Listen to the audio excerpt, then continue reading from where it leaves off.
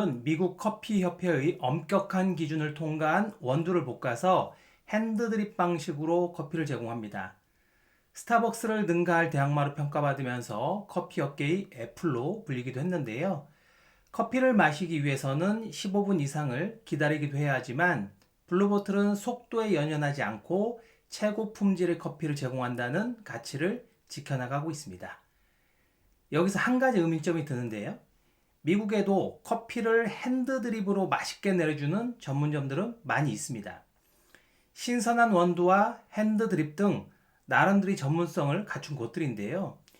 유사한 형태의 비즈니스는 이미 존재해 왔습니다. 블루보틀이 처음은 아니라는 건데요. 그런데 왜 사람들은 블루보틀에 열광을 하는 걸까요? 객관적으로 블루보틀 커피가 더 맛있다고 평가할 이유는 없습니다. 이에 대한 해답은 블루보틀이 제품과 서비스를 단순한 상품이 아닌 복합적인 경험으로 제공하고 있는 데서 찾아볼 수 있습니다.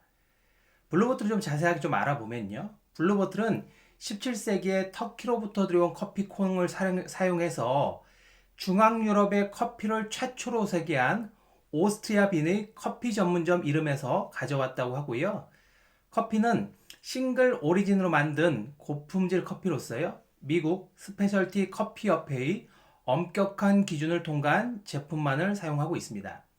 또 손님들이 최고의 맛을 즐길 수 있도록 로스팅을 한 후에 48시간이 지나지 않은 신선한 커피만을 판매한다고 강조를 하는데요.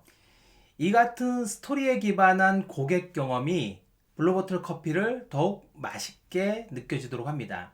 그만한 비용 구조, 비슷한 맛과 품질만으로는 경쟁에서 이기기 어렵다는 것을 블루보틀은 잘 알고 있었고요. 이에 블루보틀은 스토리텔링에 기반한 고객 경험으로 차별화를 한 것입니다. 이제 고객은 상품 자체의 기능적인 속성만으로 구매를 하진 않습니다. 고객이 처한 상황에 따라서 느낌이 더 좋거나 다양한 경험을 제공하는 기업을 선호하기 마련인데요. 그런데도 아직 많은 기업들은 눈에 보이지 않는다면서 그런 것들에 큰 관심을 두고 있지 않습니다. 돈을 보관해주는 국민은행보다 스타벅스를 더 선호하는 게 요즘 소비자들입니다. 상품의 품질에 대한 관념이 서비스를 통해서 만들어진다는 것을 볼 때 앞으로 고객 경험을 중심으로 일어나는 이러한 서비스 디자인, 이런 영역들의 중요성은 훨씬 더 커질 가능성들이 큰데요. 블루보틀 커피를 마시는 사람들은 커피 자체가 필요해서라기보다는 이들은 최고급 원두를 사용해서 만들어진 커피, 심플하게 디자인된 파란색 로고, 그리고 친절한 직원들, 감각적인 인테리어 등을 경험하기 위해서 블루보틀을 방문을 하는 것입니다. 블루보틀이 고객 경험으로 커피 업계를 새롭게 정의하고 있다면 전통적인 식품 기업인 도미노 피자는 디지털 트랜스포메이션, 디지털 전환을 통해서 고객 경험 제공에 성공한 기업이라고 할 수 있습니다. 도미노 피자는 미국에서 2007년도에 아이폰이 나오고 우리나라 배달의 민족 같은 미국에는 도어대시라는 서비스가 있는데요. 도미노 피자는 2010년도에 턴어라운드 캠페인을 시도를 해서 여러 가지 혁신을 만들어가고 있는 중입니다. 피자 맛을 비롯한 고객 경험 혁신, 어디서든지 주문할 수 있는 시스템, 그리고 매장을 촘촘하게 배치를 해서 배달 시간을 단축시키는 요새 전략 등이 도미노 피자의 대표적인 고객 경험 혁신이라고 할 수 있는데요. 결과적으로 그로부터 10년이 흐른 현재 시점에서 놓고 보면 2010년 대비 12, 13년 정도 흘렀는데요. 도미노 피자 주가는 30배 이상이 올랐고요. 온라인 주문율은 70% 수준에 달하고 있습니다. 도미노 피자는 다른 기업들보다 선제적으로 대응한 덕분에요. 매장당 매출과 수익을 10%씩 늘리면서도 온라인 주문 시대에서도 매장을 대폭 확대할 수 있었습니다.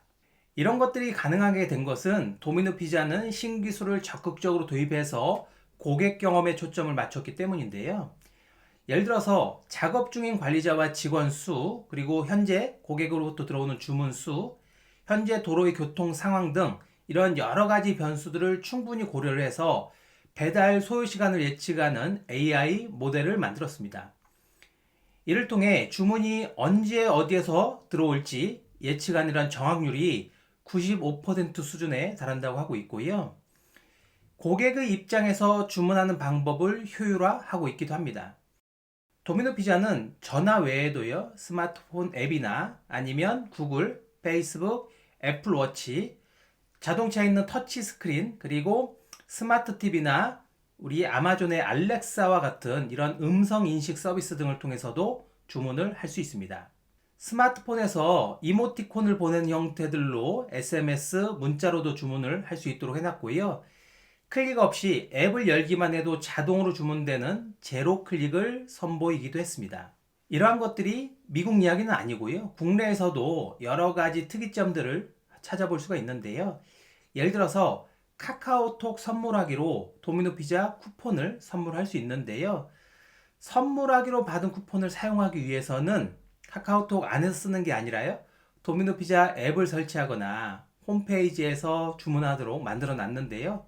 고객 입장에서는 불편할 수도 있지만 생각보다 고객 불만은 적고요. 전략적으로 차이가 있다고 할 수 있는데, 예를 들어서 카카오톡에서 스타벅스나 뚜레쥬르와 같은 이런 쿠폰을 보낼 수 있는데요. 이런 서비스들은 카카오톡 안에서 바코드를 보여주고 사용하는 방식으로 사용되는 것과는 달리, 도미노 피자는 자사의 앱에서 회원을 가입한 후에 쿠폰을 쓰도록 해놨는데요. 물론 회원가입이 이루어진 후에 카카오톡에서 받은 친구들 쿠폰을 통해서 첫 번째 주문이 이루어지면 다양한 할인 혜택이 있기 때문에 고객들이 싫어하지 않습니다. 도미노 피자는 고객 정보를 얻는 거고요. 고객들은 쿠폰을 얻는 방식이죠.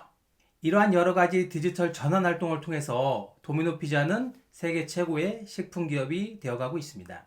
고객 경험 관점에서 비즈니스 모델을 혁신한 또 다른 기업으로 팬더를 들 수가 있습니다. 팬더는 기타계의 명품으로 불리는 기업인데요. 스마트폰 이후에 악기를 배우는 사람들이 지속적으로 감소를 하면서 실제 악기 업계는 큰 어려움에 직면하기도 했었습니다. 역사상 가장 영향력 있는 기타리스트 에릭 크립턴은 어쩌면 기타의 시대는 끝난지도 모르겠다 라고 말을 했을 정도로 악기업체가 큰 어려움에 빠졌었는데요. 실제 팬더사의 경우에 기타 판매량이 꾸준히 하락하고 있었고 관련 산업이 전체적으로 침체기에 접어들고 있었습니다. 팬더사와 함께 시장을 양분했던 깁슨사의 경우에 2018년도에 실제로 파산을 하기도 했었습니다. 깊은 수렁에서 빠져나오지 못할 것 같았던 이 기타 산업에서 희망을 찾아낸 기업이 팬더입니다. 역설적으로 코로나를 지내면서 팬더는 취미를 즐기고자 하는 사람들 덕분으로 해서 최고의 성과를 2022년도에 달성을 했는데요. 팬더사의 최고 경영자는 기록적인 한 해가 될 것이다, 이렇게 예상할 정도로 자신감을 지금 내비치고 있는데요. 도대체 팬더에 무슨 일이 일어났던 것일까요? 팬더사는 해답을 고객에서 찾았는데요. 팬더는 스마트폰에서 눈을 떼지 못하는 사람들에게 기타를 왜 안 배우는지, 무엇이 불편한지, 무엇을 우리가 해주면 좋을지 등을 물어보기 시작했고요. 이러한 소비자 및 시장 조사를 바탕으로 팬더는 비즈니스를 새롭게 정의합니다. 첫 번째는 온라인 비디오 플랫폼인 팬더 플레이를 통해서 청년과 여성을 공략합니다. 팬더 플레이는 유튜브와 유사한 구독형 악기 레슨 서비스인데요. 한 달에 9.9달러를 결제를 하면 최고의 음악가들에게 기타와 베이스, 우쿨렐레 등 악기를 배울 수 있습니다. 악기를 배우는데 최적화되었을 뿐만 아니라요, 시간이나 공간에 구애받지 않는다는 점에서 소비자들에게 아주 큰 호응을 얻었습니다. 코로나가 무섭게 확산돼선 2020년, 21년 이때 시기에요. 팬더는 기타, 베이스, 우쿨렐레 등 학습 동영상을요 90일간 무료로 제공하는 프로모션을 진행하기도 했습니다. 이를 통해서 첫 주에만 50만 명의 가입자를 유치할 정도로 큰 성과를 거두었는데요. 놀라운 건 신규 가입자의 20%는 24세 미만이었고요. 70%는 45세 미만이었다고 합니다. 그리고 가입자의 45%가 여성이었다고 합니다. 팝과 랩에 빠져있는 청소년들과 기타를 배우지 않을 것이라고 생각했던 여성을 새로운 소비자로 만들어낸 것입니다. 두 번째는 유통 채널 확대를 하고 소비자 중심의 마케팅 활동을 진행한 것입니다.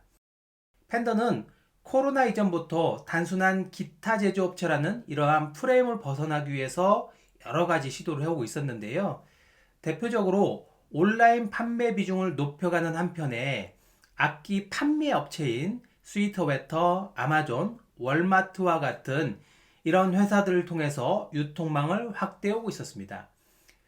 결과적으로 그동안 유지 수준에 머물렀던 오프라인 판매점이 코로나로 인해서 90% 이상 문을 닫게 된 상황 속에서도 사상 최고의 매출을 달성하게 됩니다. 소비자 중심의 마케팅 활동도 빼놓을 수 없는데요. 과거에는 기타를 파는 것에 초점을 맞췄다면 최근에는 소비자가 기타를 가지고 노는 것에 관심을 두고 있습니다. 팬더는 기타를 처음 배우는 사람들이 오랫동안 흥미를 잃지 않고 꾸준히 연주를 즐길 수 있도록 다양한 디지털 기술을 도입해서 마케팅 전략을 실행을 하고 있는데요. 팬더 플레이에서는 20분만 배워도 노래 한 곡을 서툴지만 연주할 수 있도록 구성을 하였고요. 연주자가 좋아할 만한 곡을 추천하거나 레슨 과정을 모니터링해서 도전 과제를 제시하기도 합니다.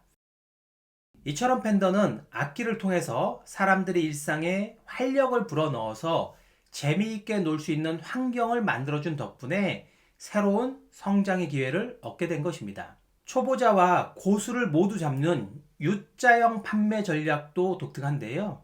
초보 연주자를 확보하는 데에는 외부 환경이 큰 도움이 되었습니다. 애플 뮤직이라든가 스포티파이 등 스트리밍 서비스로 음악을 듣는 사람들이 증가하면서 악기를 배우고자 하는 사람들이 조금씩 증가하기 시작하고 있었고요.